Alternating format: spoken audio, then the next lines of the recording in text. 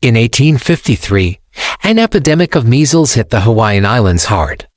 The disease spread like wildfire throughout the local population, killing thousands. But it wasn't the first time the islands had experienced this kind of outbreak. In fact, it was about to become a very familiar story. In the early 1800s, Hawaii was doing quite well for itself. Its economy was growing, its people were happy, and it was stable under the rule of the Hawaiian Kingdom. However, that was all about to change because with each new outbreak of measles, the native Hawaiians were being wiped out. And when their numbers dropped enough, the kingdom would eventually fall apart at the seams, leading to its painful overthrow. But why did the measles kill so many Hawaiians? Why did the outbreaks keep coming back? And how did this lead to the end of the Hawaiian Kingdom? Let's find out. It all started when Europeans arrived in Hawaii in the late 1700s. The first European to make contact was British explorer James Cook in 1778. He was the first of many Europeans who would arrive seeking new trade routes to Asia. At this point, Hawaii was completely isolated from the rest of the world. It had never seen or even heard of Europe before. And so when the Europeans arrived, the Hawaiians were totally unaware of what was coming. Cook explored the islands for a few weeks and then he sailed away. He would return 2 years later, but unfortunately for the Hawaiians, he would not make it out alive. While on land, Cook was killed by the natives, but that didn't stop more Europeans from showing up. They kept coming to Hawaii for supplies and to rest during their long journeys. And while these visits were initially peaceful, things soon took a turn for the worse. As more and more ships arrived, they brought with them more diseases, most notably measles. Measles is a highly contagious viral infection that can cause a high fever, runny nose, cough and a rash. Prior to the 1900s, it was one of the leading causes of death in Europe and the Americas. And with no immunity to the disease, the Hawaiians were absolutely devastated by it. The first measles epidemic hit Hawaii in 1804. Within just a few years, it swept across the islands and infected nearly 3/4 of the entire population. It is estimated that around 20,000 Hawaiians died as a result.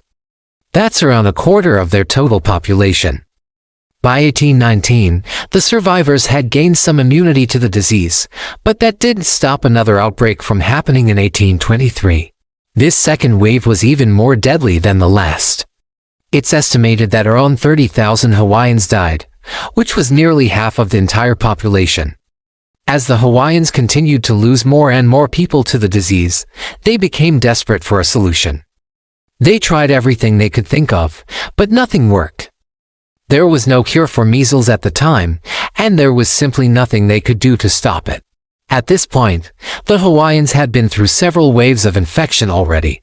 So they knew that the only way to avoid getting sick was to isolate themselves. This meant leaving their homes and hiding in the forest until the disease passed. Many of them lived in caves and subsisted on wild plants and fruits. And when the disease finally passed, they would return home, only to have to hide again when the next wave came. This went on for decades, with the Hawaiians having to flee their homes every year and losing more and more people to the disease. With such heavy losses, the Hawaiian population started to dwindle. And in 1853, a fourth wave of measles hit the islands and it was the worst yet. Again, the Hawaiians fled to the mountains and hid in caves, living on what little food they could find. Those that couldn't make it into the mountains or those that refused to leave their homes behind watched as their loved ones slowly became ill and died. When the dust finally settled and the disease had run its course, the islands were left in ruins. Homes had been abandoned, crops were rotting in the fields, and thousands of people were dead. This was the final blow that the Hawaiian Kingdom needed. It couldn't recover from such a devastating loss of life. With half of their population dead, Hawaii would never be the same. By 1864, the Hawaiian government was bankrupt and they were forced to impose a new set of taxes. These taxes were unpopular and the Hawaiian people weren't happy about them, but they had no choice but to pay them if they wanted to stay in the kingdom. At this point, the leaders of Hawaii knew that the kingdom was dying. They tried everything they could to save it, but there was nothing they could do. The damage had already been done. In 1893, Queen Liliuokalani came to power. She wanted to restore Hawaii to its former glory, but she was met with opposition from the wealthy white minority. They didn't want to pay the taxes that the government had imposed, and they didn't want the Queen to take control. The tension between the Queen and the white minority eventually boiled over, and the white minority staged a coup d'etat. They overthrew the Queen and forced her to abdicate the throne. Hawaii was now a republic.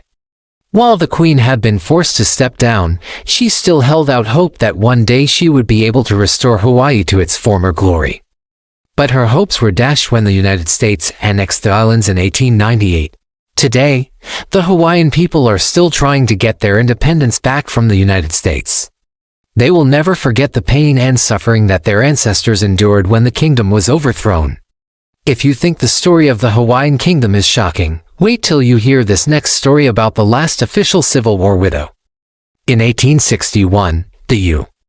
Helen Viola Gibson was born. This was significant because she was the last official Civil War widow. When Helen Viola was born, her father was still fighting for the Confederate Army.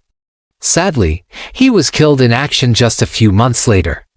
Helen Viola's mother was given the title of Civil War widow, but she would be the last one ever. Helen Viola grew up hearing stories about her father and the war from her mother and the other veterans in town. She was fascinated by history and wanted to learn everything she could about the Civil War. Helen Viola also became close friends with Helen Viola, the daughter of Confederate General Robert E. Lee. The two Helens would often talk for hours about their fathers and the war. As Helen Viola grew older, she became more involved in preserving the history of the Civil War. She started a blog where she shared stories and documents from the war. She also gave lectures and talks about her experiences growing up as a Civil War widow. Helen Viola has dedicated her life to preserving the memory of the Civil War.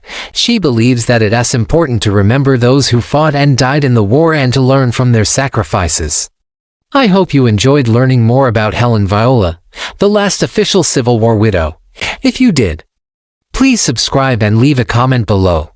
Thanks for watching. In August of 1848, the first European to make his way into the Hawaiian Islands since Captain Cook showed up back in 1778 stepped foot onto the islands. His name was George Washington Rary.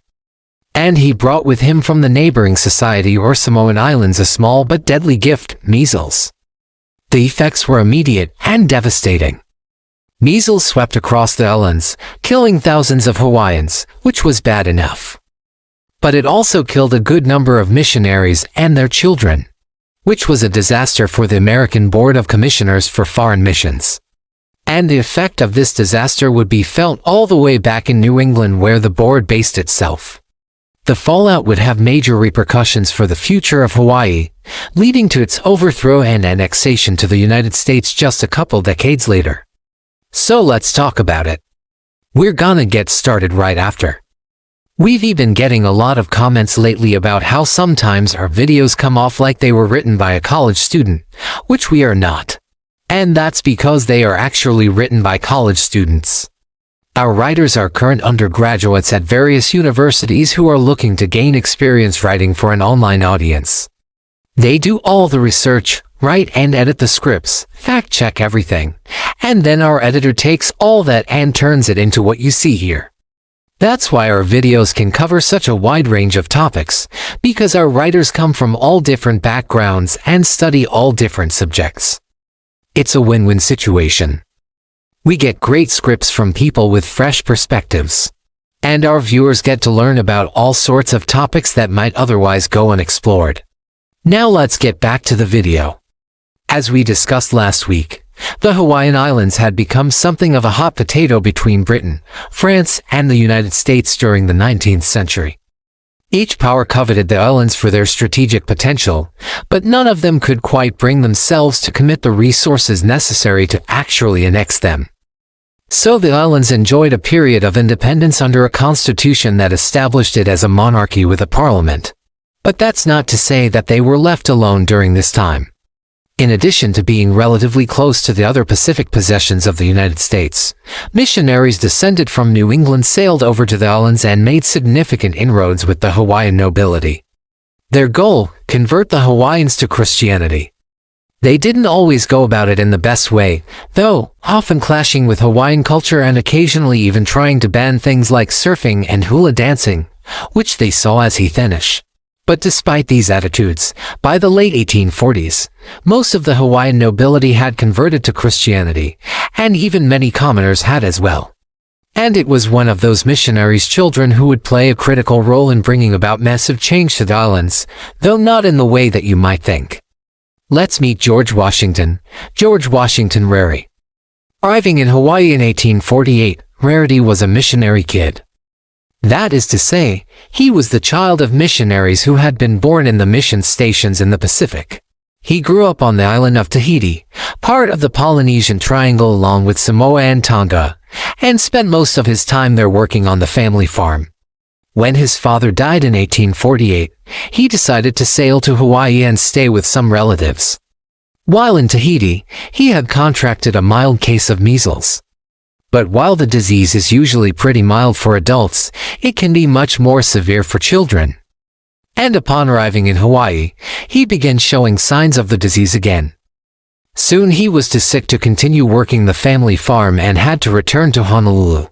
There, he stayed in bed for 8 days before passing away on August 15, 1848. He was only one of many, however. It soon became clear that there was an epidemic underway. At first, the Hawaiians thought it might be cholera, which had been ravaging China, India and Europe since 1817. But there were some key differences. The victims weren't necessarily dying after eating or drinking contaminated water. Also, when the disease hit, they had no idea it was coming. Outbreaks of cholera at the time were almost always preceded by local outbreaks of dysentery, which led people to suspect the water supply. And when the water cleared, so did the cholera. These Hawaiians weren't experiencing that. And as it turned out, it wasn't cholera at all, but rather measles. And it spread quickly through the population, aided by the damp climate of the islands, which kept the virus viable for longer periods of time. Most of the population of the Hawaiian Islands had never even seen a Spaniard or a Portuguese and had no immunity to any of the diseases that had ravaged Europe and the Americas. Between 1848 and 1849, measles killed tens of thousands of Hawaiians. Perhaps as many as 30% of the entire population. That's as many people as if every single person living in Chicago just disappeared today. It wasn't just the Hawaiian people who were affected either. Of the 260 missionaries serving in Hawaii at the outbreak, 182 died from the disease, as did 65 of their children. The American Board of Commissioners for Foreign Missions sent a total of 464 missionaries to the islands between 1820 and 1854. And with the loss of so many, the organization decided to withdraw from the islands.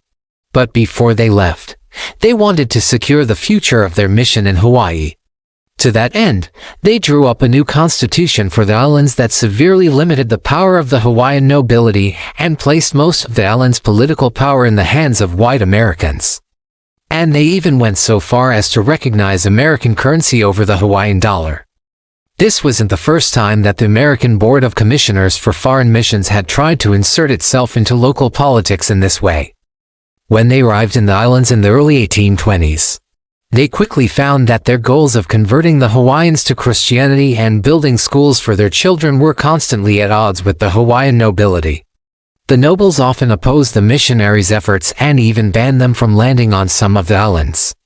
Eventually, the missionaries agreed to stop pressuring the nobles into accepting their religion and instead focus on winning them over with the benefits of civilization.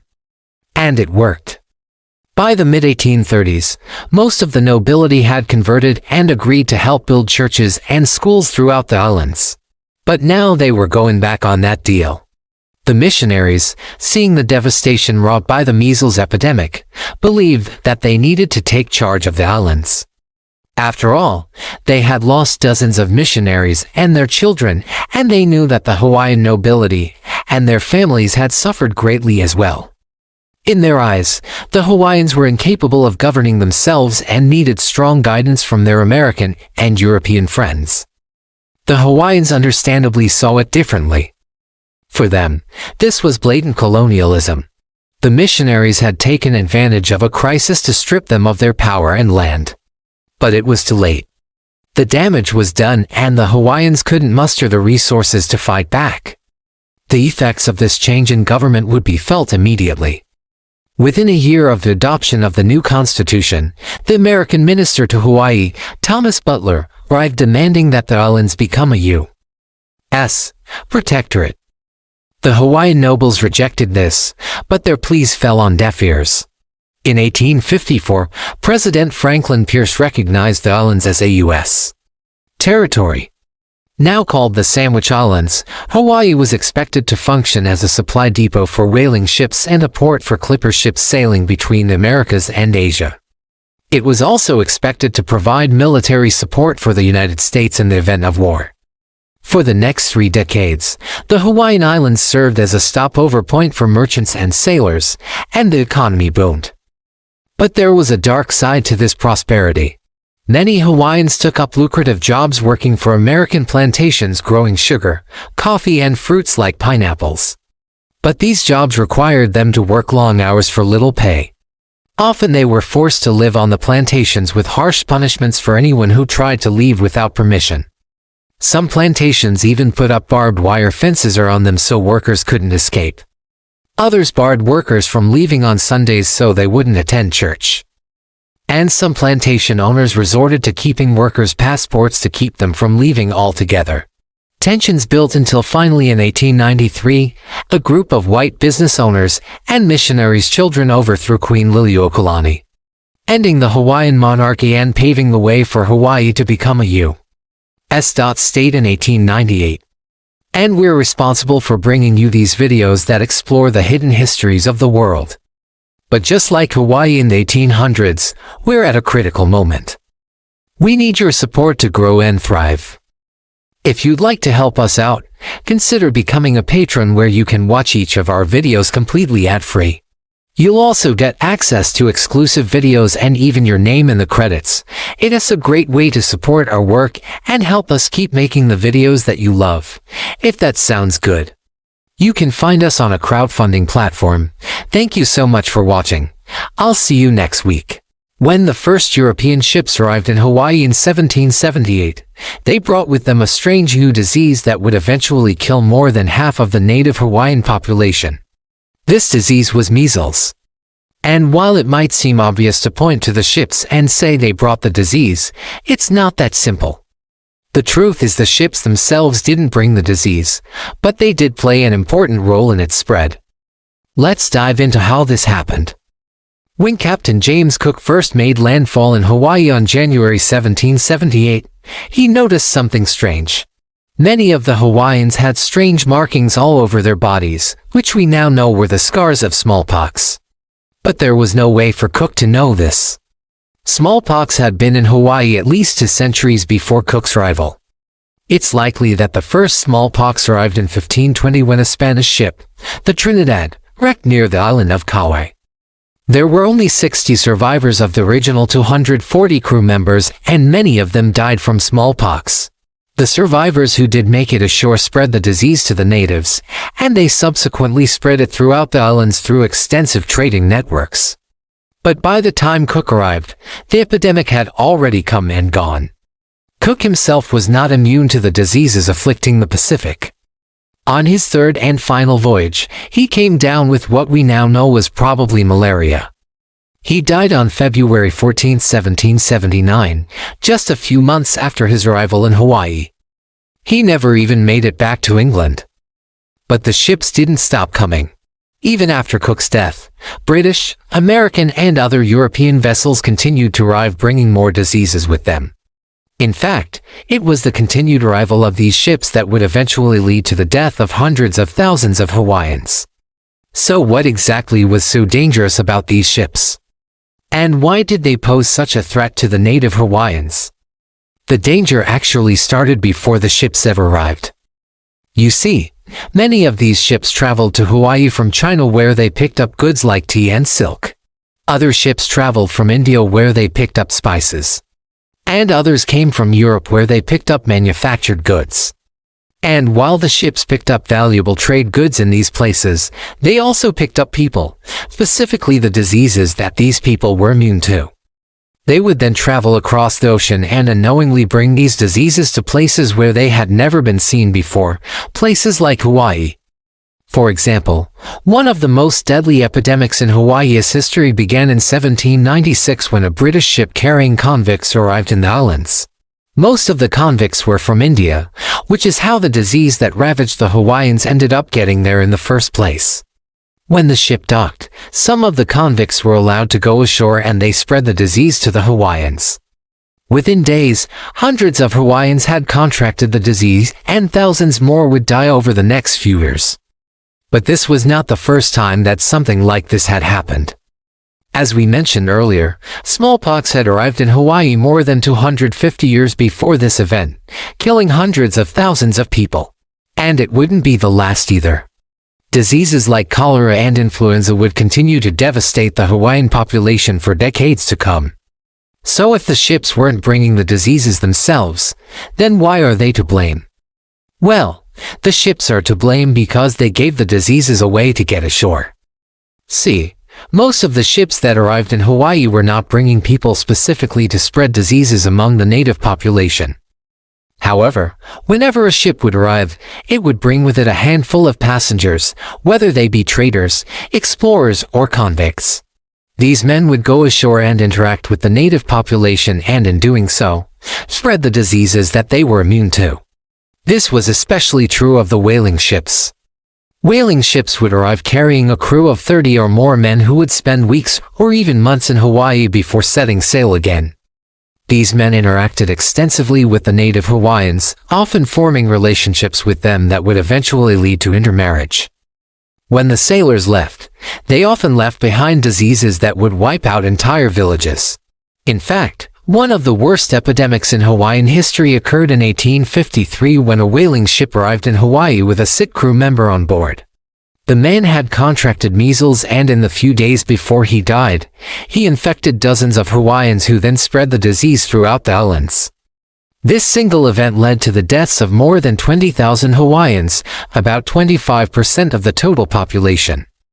Another contributing factor to the spread of disease was the introduction of new foods to Hawaii. When Europeans arrived in Hawaii, they brought with them new foods that Hawaiians had never seen before. These foods included cattle, pigs, goats, and chickens.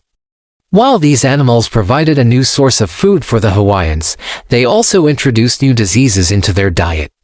For example, European pigs carried a virus that was deadly to Hawaiians who had never even seen a Spaniard. This was a major problem for the Hawaiians because they had no way to defend themselves against these diseases. They didn't even know what was happening to them. To make matters worse, the diseases spread quickly because of the close proximity of the islands. Once a ship arrived carrying the new disease, it would only take a few weeks for that disease to spread throughout the entire Hawaiian archipelago. To make matters even worse, the diseases arriving on European ships were often deadly to the Hawaiians, but they were not very deadly to the Europeans themselves. This was because the Hawaiians had no natural immunity to the diseases, but the Europeans had built up an immunity over time. This meant that the Europeans could spread the diseases to the Hawaiians without getting sick themselves. In the early 1800s, missionaries began arriving in Hawaii and they, too, spread diseases to the native population. Missionaries were typically very healthy people who took good care of themselves. Unfortunately, this meant that they often did not contract diseases, but they still spread them to the Hawaiians. For example, in 1834, a group of missionaries arrived in Hawaii, and they brought with them a disease that would eventually kill more than 20,000 Hawaiians. But it wasn't just diseases that were being spread to the Hawaiians. The ships also brought with them new ways of thinking. When missionaries arrived in Hawaii, they began to try and convert the Hawaiians to Christianity. This was not always done peacefully, and in some cases, the missionaries even destroyed Hawaiian temples and artifacts. This was part of a larger trend of cultural destruction that was taking place around the world at the time. As European explorers and conquerors spread diseases and death to native populations, they also tried to convert those populations to Christianity and destroy their cultures. In some cases, they even went so far as to enslave the native population. Despite all of this, the Hawaiians were not completely defenseless. In the early 1800s, they fought back against the missionaries and the diseases they were bringing with them. Unfortunately, the Hawaiians were not successful in stopping the spread of disease. And by the time the missionaries had finished, thousands of Hawaiians had been killed.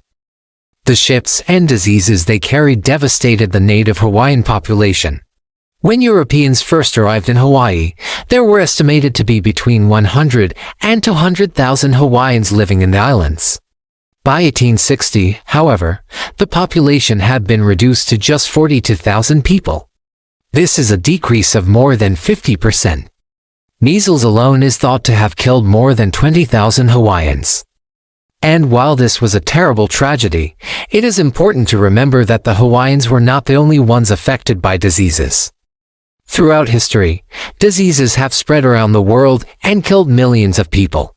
Smallpox, for example, is thought to have killed more than 300 million people in the 20th century alone. While the spread of disease is a terrible thing, it is important to remember that it is part of the human condition. We are all susceptible to disease, and no one is safe. What we can do, however, is learn from the mistakes of the past and try to create a better future. Today, there are things that we can do to prevent the spread of disease. We can vaccinate ourselves against deadly diseases, and we can take steps to improve our overall health. By doing these things, we can protect ourselves and our loved ones from the devastating effects of disease. We can also work to improve the health of the world as a whole by supporting organizations that fight to end diseases like HIV, AIDS, and malaria. It's also important to remember that we are all connected. The events of the past have shaped the world we live in today, and it is up to us to make sure that those events are not repeated. If we can learn from the mistakes of the past and work together, we can create a better future for everyone.